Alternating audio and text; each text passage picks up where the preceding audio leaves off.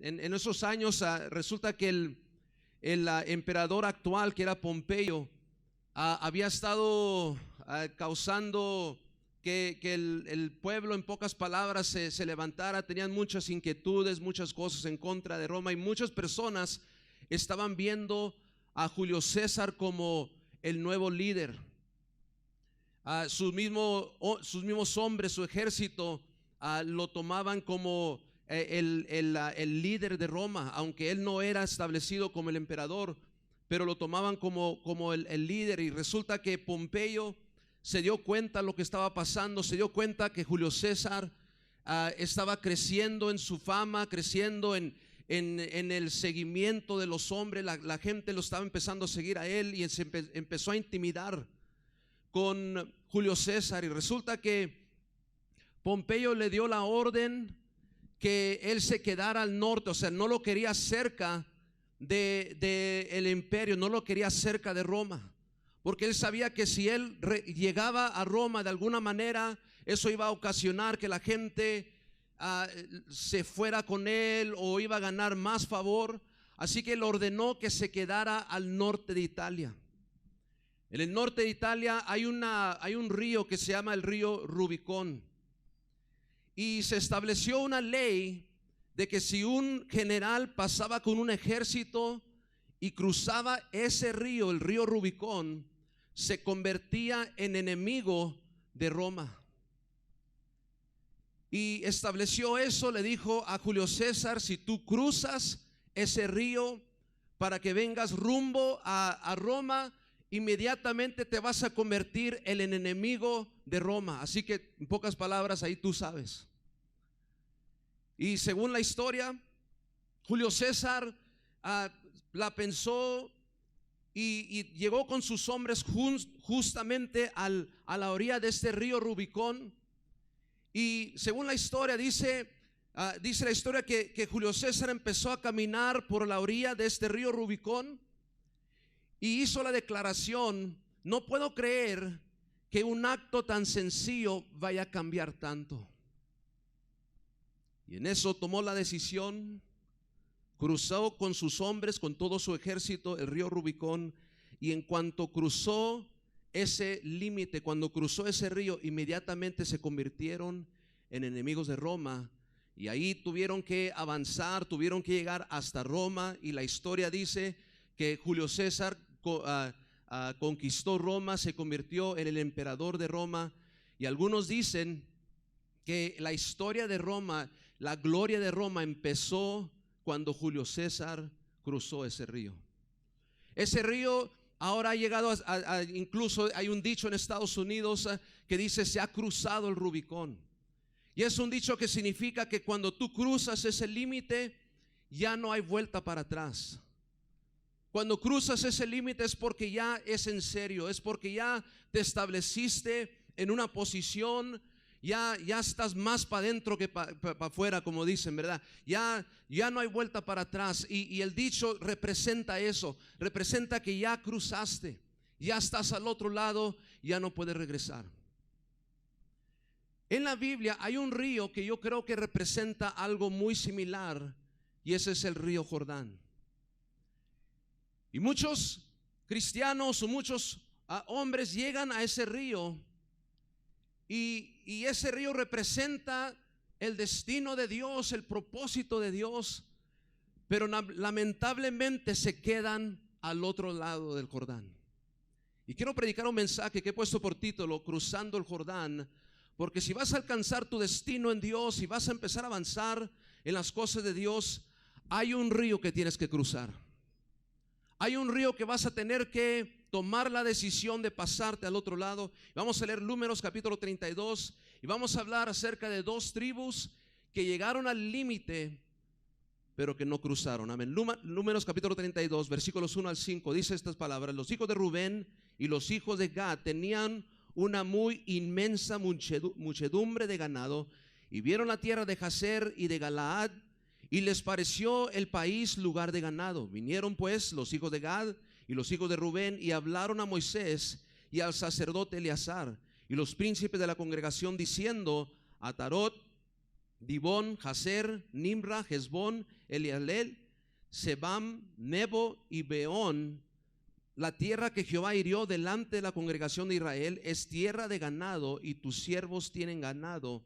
Escuchen versículo 5. Por tanto dijeron: si hallamos gracia en tus ojos, dese esta tierra a tus siervos en heredad, y no nos hagas pasar el Jordán. Quiero hablar primeramente acerca de las dos veces que Dios partió el agua.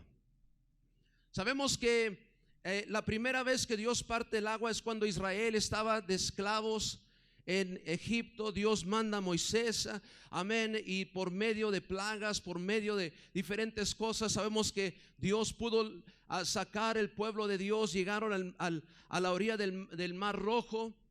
Dios hace un milagro, Dios parte las aguas y cruzan al otro lado. ¿Y cuántos saben que ese es un perfecto cuadro para nosotros de lo que es la salvación? ¿Cuántos dicen amén? Dios sacándonos de nuestro Egipto espiritual, Dios sacándonos, amén, de la atadura, de la opresión, aleluya, y Dios, amén, metiéndonos, amén, hacia un lugar seguro, amén. Y eso es lo que representaba el Mar Rojo, amén, cuando se cerraron las aguas sobre el ejército. Eso representa el bautismo, amén, como Dios, amén, cierra las aguas, o en pocas palabras, amén, entierra lo que es nuestro pasado para que nosotros podamos seguir con libertad hacia adelante. ¿Cuánto dicen amén? Aleluya. Entonces el partir del Mar Rojo, amén, ha llegado a representar nuestra salvación, amén. Es Dios sacándonos de donde nosotros no podíamos liberarnos. Es Dios haciendo por nosotros lo que nosotros no podíamos hacer por nosotros mismos. ¿Cuánto dicen amén? Nosotros no nos podíamos salvar a nosotros mismos. Necesitábamos un liberador. Necesitábamos alguien que echara mano por nosotros, amén, y pagara el precio por nosotros. Y necesitábamos un milagro poderoso para que nosotros pudiéramos ser salvos. Y eso es lo que representa el Mar Rojo. Es Dios extendiendo su mano y sacándonos y metiéndonos hacia la salvación. Pero la segunda vez que Dios parte las aguas es en el río Jordán. Pero el río Jordán ya no tenía el mismo significado. El Mar Rojo es Dios sacándonos, pero el río Jordán es Dios metiéndonos. Es Dios cruzándonos o metiéndonos hacia un destino, hacia las promesas de Dios. Sabemos que al otro lado del río Jordán estaban las promesas de Dios, estaban los propósitos de Dios, estaba la bendición de Dios al otro lado del río Jordán. Y sabemos que este río representaba, amén, cuando se partió esas aguas, representaba a Dios, amén, metiendo al pueblo de Dios hacia el destino y hacia el propósito que Dios tenía para sus vidas. ¿Cuántos están conmigo? Aleluya. Amén. Y entonces la diferencia entre estos dos ríos, o la diferencia entre el partir de estas aguas, es que en el Mar Rojo Dios tuvo que hacerlo, pero en el río Jordán ellos tuvieron que entrar. ¿Cuántos están conmigo? El Mar Rojo es Dios con mano poderosa liberando, pero el río Jordán era el pueblo de Dios, ellos pisando aguas, ellos avanzando, ellos tomando decisiones para que se partieran las aguas. Era el pueblo de Dios, amén, tomando iniciativa. Era el pueblo de Dios tomando decisiones, y mientras ellos tomaron decisiones, mientras ellos pisaron y avanzaron, entonces se abrieron las aguas y entonces se realizó la tierra prometida. Aleluya. Y si tú miras en la palabra de Dios, te darás cuenta que el río Jordán marcó la diferencia en muchos destinos. El río Jordán, así como el río Rubicón, llegó a representar ese límite antes de entrar a la tierra prometida. Llegó a representar, amén, ese límite, o eso que nos separa de la salvación y lo que Dios quiere para tu vida. Alguien dijo una vez estas palabras: hay dos momentos importantes en la vida de un ser humano. Número uno, cuando nace, y número dos, cuando se da cuenta por qué nació. Aleluya. ¿Y cuántos saben que hay un paralelo espiritual? Amén. Hay dos momentos importantes en la vida de un cristiano. Número uno, cuando nace de nuevo. ¿Cuántos dicen amén? Y número dos, cuando se da cuenta por qué es salvo. Cuando descubre su destino. Cuando descubre propósito en Dios. Cuando descubre que yo fui salvo por esta razón. Yo estoy en esta iglesia por esta razón.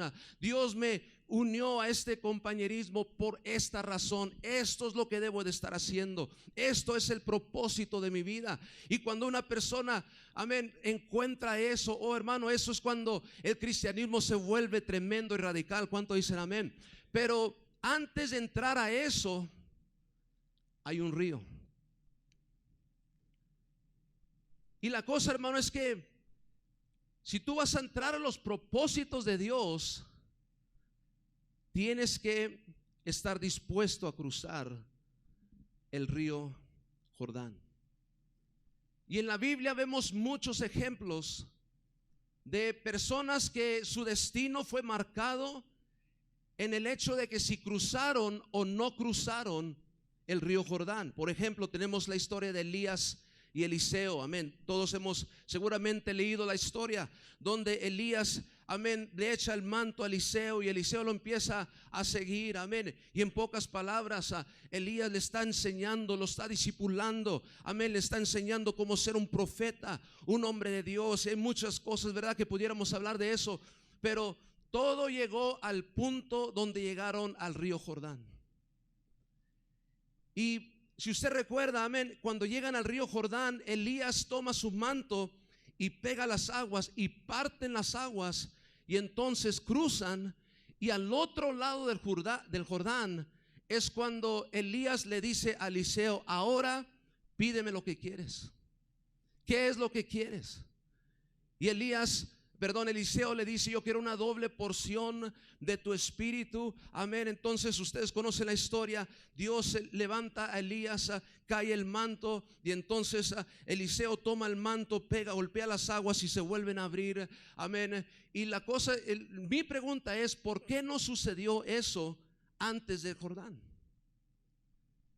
¿Por qué se tuvo que cruzar el Jordán? ¿Por qué específicamente tuvo que suceder eso al otro lado del Jordán? ¿Por qué no pudiera haber sucedido eso antes a este lado del Jordán? ¿Por qué? Porque el Jordán significa algo.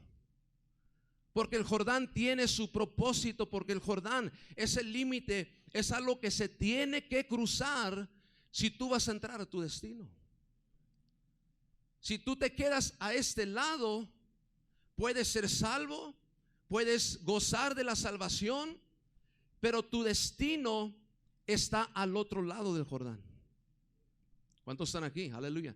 Curiosamente, los hijos de los profetas que tenían su escuela y tenían su cosa, curiosamente ellos se quedaron a este lado del Jordán, amén, de lejecitos. ¿Cuántos dicen amén? Aleluya. Y ellos no cruzaron, y curiosamente ninguno de ellos se convirtió en profeta. Aleluya.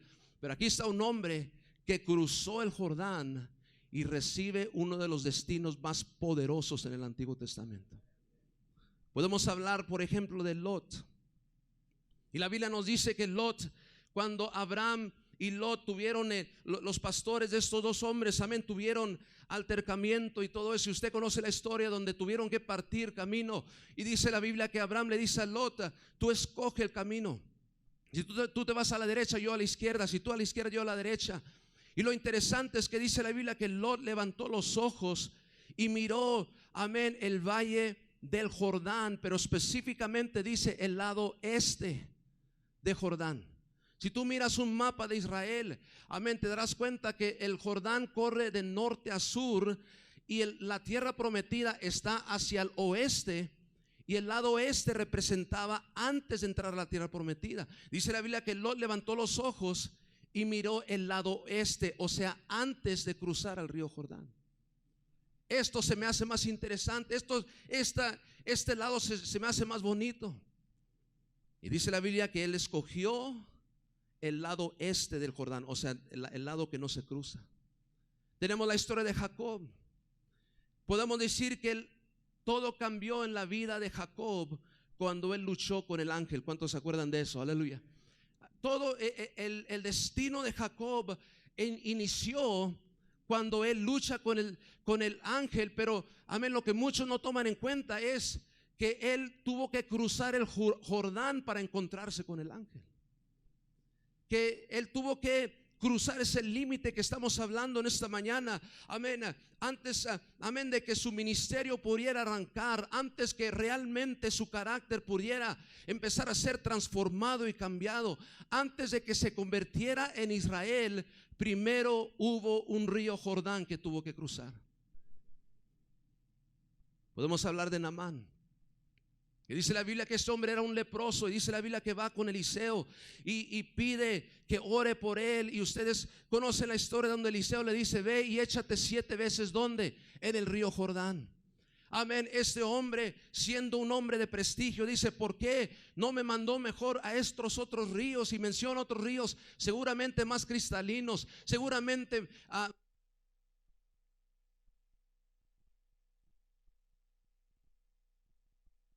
aleluya. Y este hombre dice: ¿por qué no me mandaste a estos otros ríos? Porque los otros ríos no eran el río Jordán. Eliseo entendía el significado de este río y dijo: si tú vas a otro río, nada va a suceder en tu vida. Tiene que ser el río Jordán. Tiene que ser este lugar donde tú te eches en ese río, y en ese río tú vas a recibir de Dios. En ese río algo va a cambiar en tu vida. En ese río, amén, vas a recibir milagro, vas a experimentar la mano de Dios, pero tiene que ser el Jordán. Sabemos que Josué guió al pueblo de Dios, y para que entraran a la tierra prometida tuvieron que entrar al río Jordán. Sabemos que Moisés se quedó fuera de la tierra prometida porque no cruzó el río Jordán. Y tal vez el ejemplo más tremendo de todos es el Señor Jesús mismo.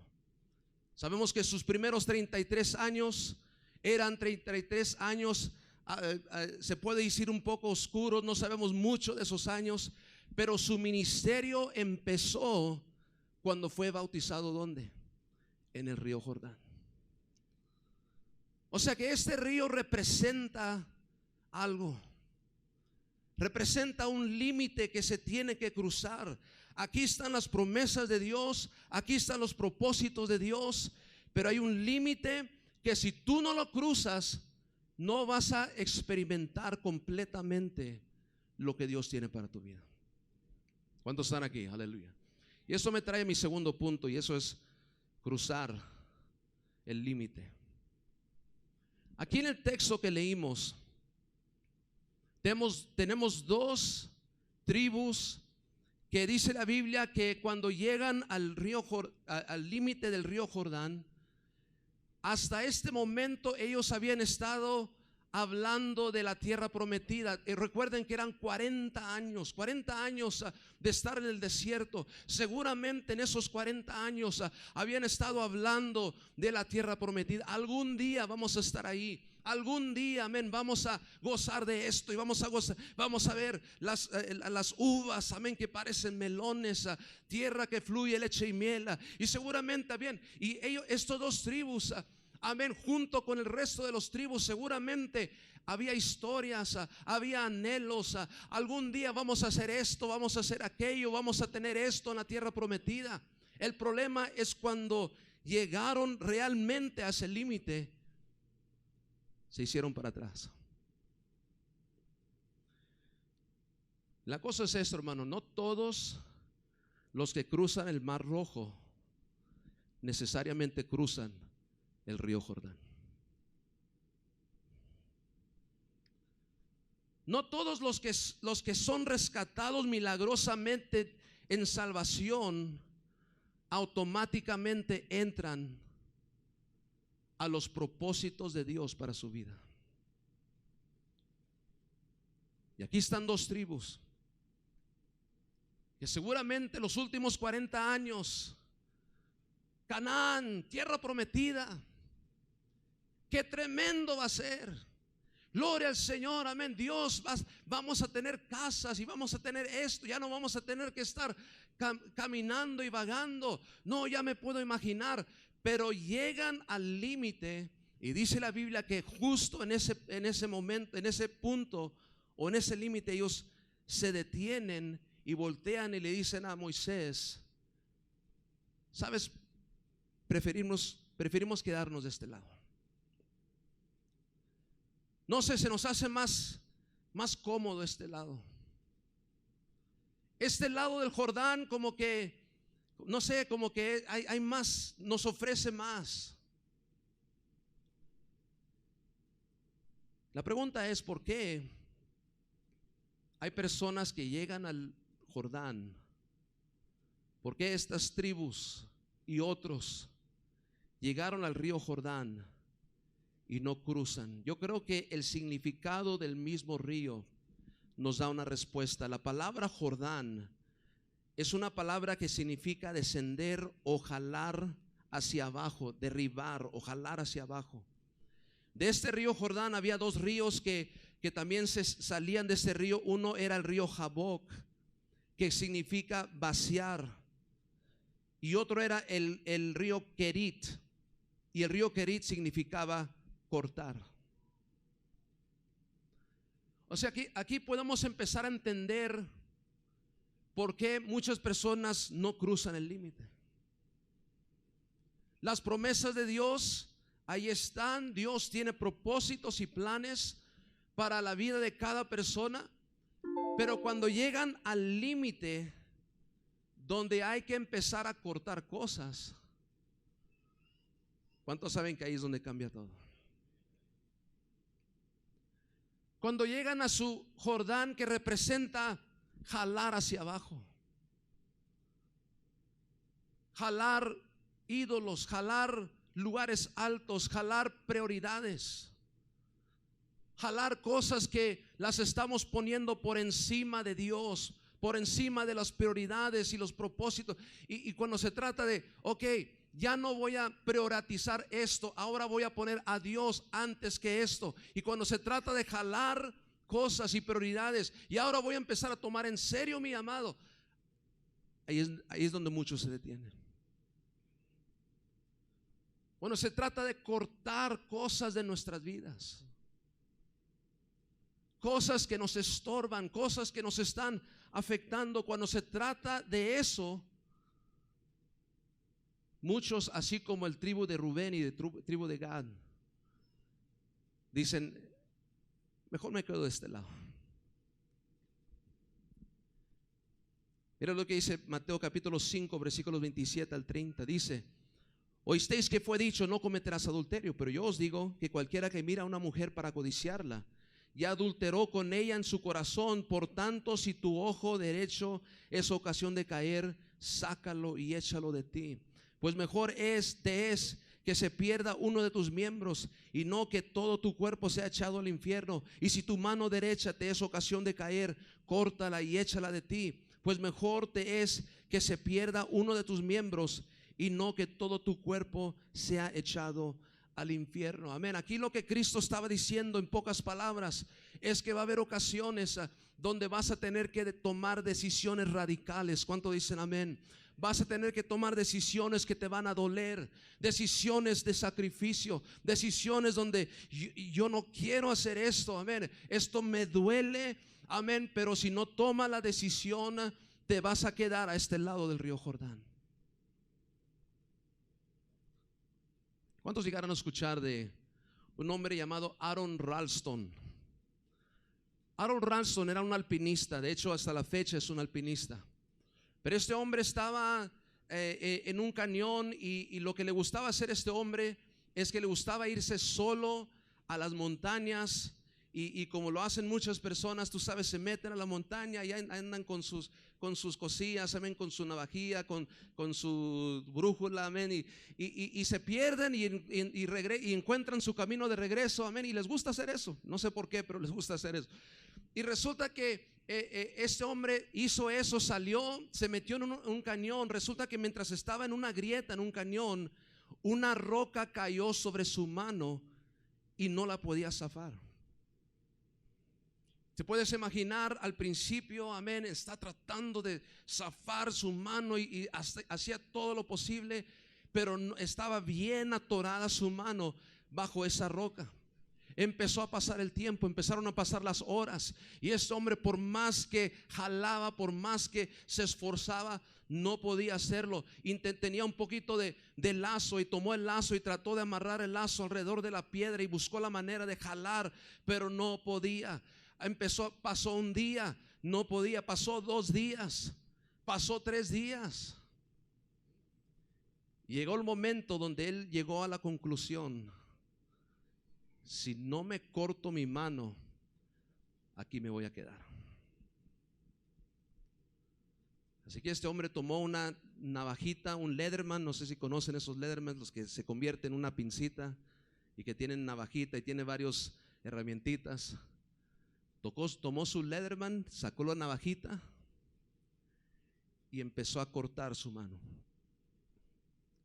Cortó primero la carne, hasta que llegó el momento donde toda la carne la había completamente cortado.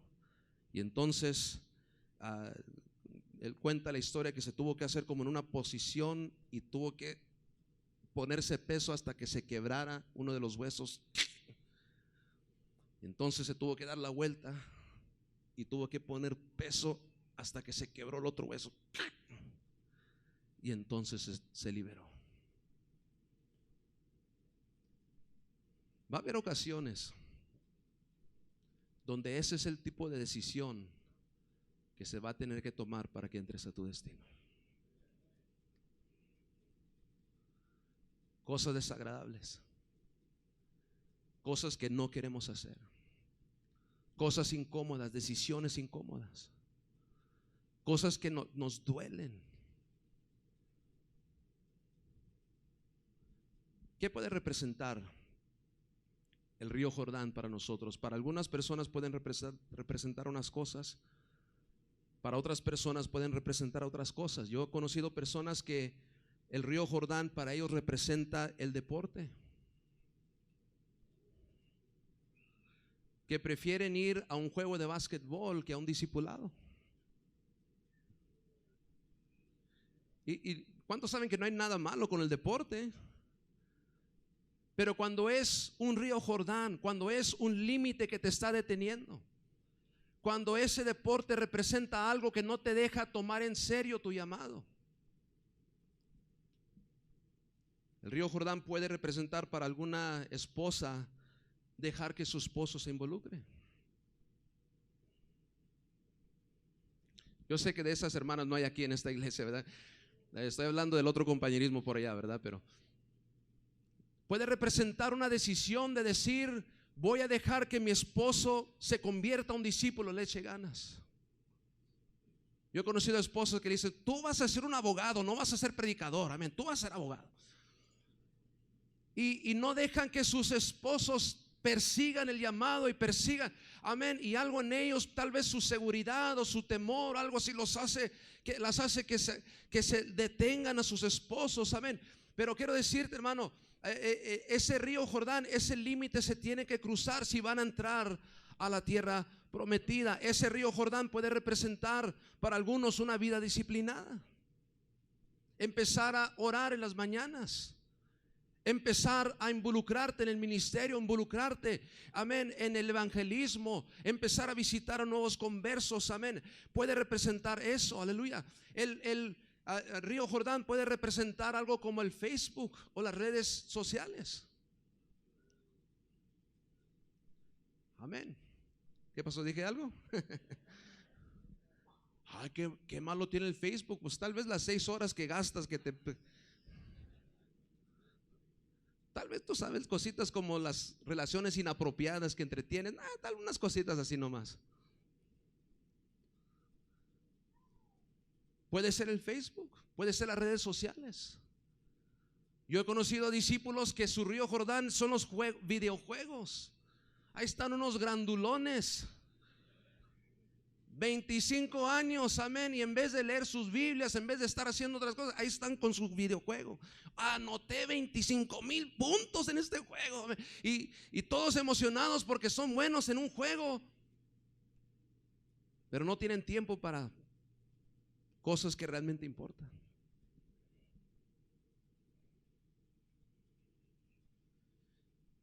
¿Qué representa el río Jordán para ti? ¿Qué es lo que ese límite representa? Porque yo creo que todos tenemos un río Jordán, y gracias a Dios que hay hombres y mujeres que sí han cruzado el río Jordán. Por eso tenemos este compañerismo. ¿Cuánto dicen amén? Porque hay gente que ha llegado a ese río Jordán y ha dicho, claro que sí, vamos adelante, amén. Estoy dispuesto, aleluya, estoy dispuesto a tomar decisiones, estoy dispuesto, amén, a cortar con cosas, amén. Y eso me trae mi último punto, y eso es la diferencia entre bendición y maldición. Cuando Josué trae al pueblo de Dios y cuando llegan a este río, ustedes conocen la historia, toman el arca del pacto y lo ponen sobre los hombros de los sacerdotes. Ellos empiezan a caminar y dice la Biblia, mientras sus pies empezaron a pisar agua, se abrieron las aguas y cruzaron al otro lado, amén. Algo tremendo, algo poderoso, amén. Se estaba tomando la decisión, estaban, amén, siguiendo adelante hacia los propósitos de Dios. Ellos sabían que el otro lado iba a haber gigantes, ellos sabían que el otro lado iba a haber batallas, ciudades fortificadas, pero no como la primera vez. Ahora estaban dispuestos a tomar decisiones. Pero lo interesante para mí es cuando entran a la tierra prometida, lo primero que ellos se enfrentan son dos montes. En medio de estos dos montes había un valle que le llamaban el valle de Sequim. Y quiero que trates de imaginarte, aquí está Josué con el montón de gente que viene con él, y llegan a este valle de Sequim, y a un lado tienen el monte Gerazim y al lado derecho estaba el monte Ebal. Y Dios en ese momento le instruye a Josué: quiero que proclames bendición sobre Gerazim y quiero que proclames maldición sobre Ebal. Y según los historiadores, dice que el monte Gerazim siempre era un monte muy verde, muchos árboles, habían cosas, era fructífero, siempre había cosas creciendo en ese monte. Y justamente al otro lado, en el monte Ebal, era un monte pelón. De hecho, la palabra Ebal es una palabra que significa piedrecitas blancas. No como piedrecitas blancas del libro de Apocalipsis, amén. Piedrecitas blancas en el sentido de que estaba rocosa, no crecía nada, era tierra infructífera, amén. No podían crecer las cosas en ese monte. Entonces quiero que te imagines, amén, aquí está el pueblo de Dios, están detrás de Josué y de repente miran a Josué decir: bendición sobre monte Gerazim, maldición sobre monte Ebal. Lo interesante es esto: Gerazim, la palabra Gerazim significa cortar.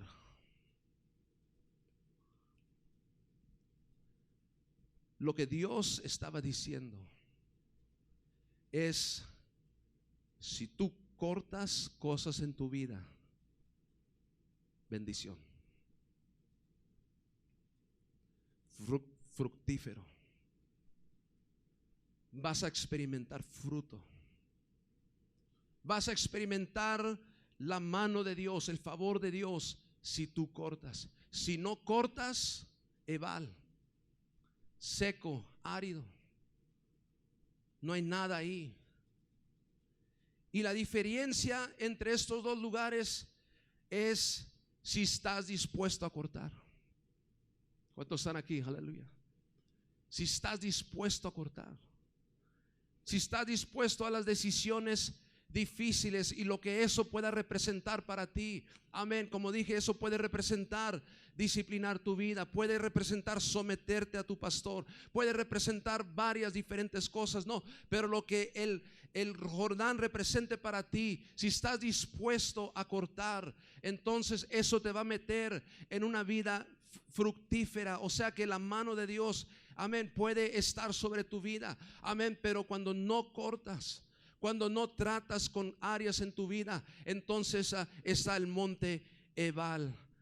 La Biblia nos dice en Josué capítulo 24, ya para terminar, Josué ya está al final de su vida.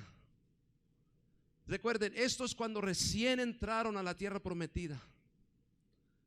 Pero ahora han pasado los años y Josué capítulo 24.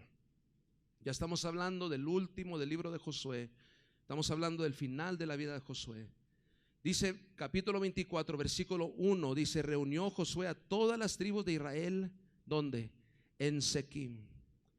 Y llamó a los ancianos de Israel, sus príncipes, sus jueces y sus oficiales, y se presentaron delante de Dios. Josué los trajo otra vez al mismo lugar. Y mira lo que dice el versículo 15, donde Josué dice las famosas palabras: y si mal os parece servir a Jehová, escogeos hoy a quien sirváis, si a los dioses a quienes sirvieron vuestros padres cuando estuvieron al otro lado del río, o a los dioses de los amorreos en cuya tierra habitáis, pero yo y mi casa serviremos a Jehová. Josué los estaba regresando a ese punto donde tenían que tomar decisión otra vez. Yo y mi casa, dice Josué, nosotros vamos a tomar decisiones. Nosotros vamos a servir a Dios. Si ustedes, yo creo que la razón que Josué los trajo a ese lugar es porque dice la Biblia que estaban cerca del Jordán, y si ustedes quieren vivir al otro lado del Jordán, lo pueden hacer.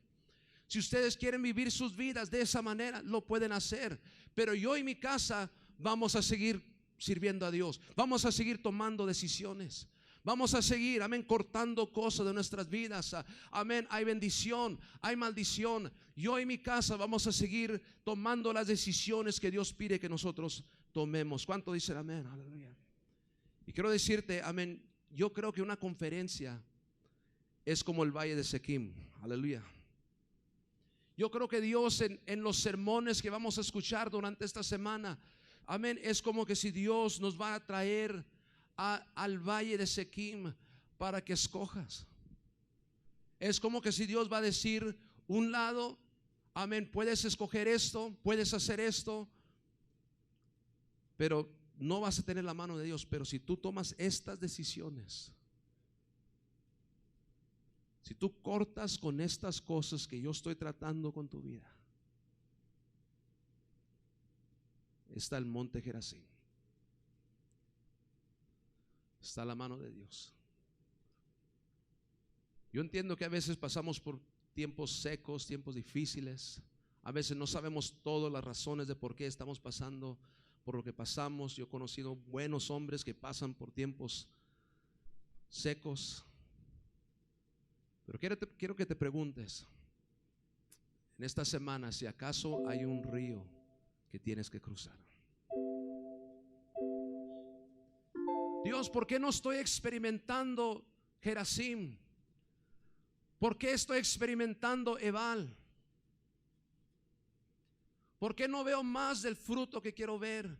Y yo sé, hay factores, hay cosas, pero es muy probable que en esta semana Dios te traiga a tu propio Jordán y te diga: cruza y vas a ver lo que yo puedo hacer. Cruza y vas a ver la diferencia. ¿Cuánto dicen amén? Aleluya. Es todo lo que yo tengo. Un fuerte aplauso a Cristo mientras pasa el pastor. Aleluya.